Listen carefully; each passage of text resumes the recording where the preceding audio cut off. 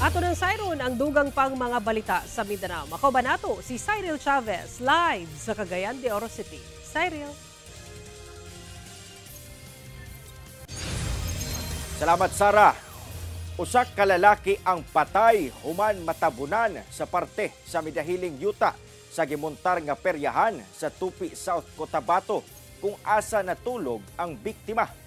Nakaalerto si Efren Mamak.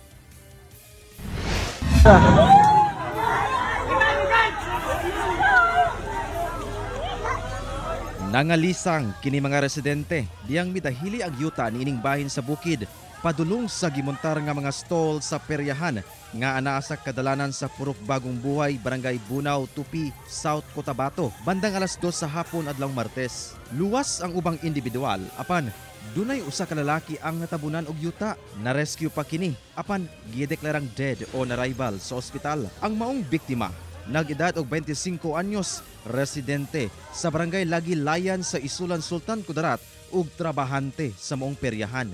Matud sa MDRRMC sa Tupi, wala kuno kabantay ang maong biktima sa pagdahili sa yuta, sanglit natulog kini sa maong bahin sa peryahan nga natabunan.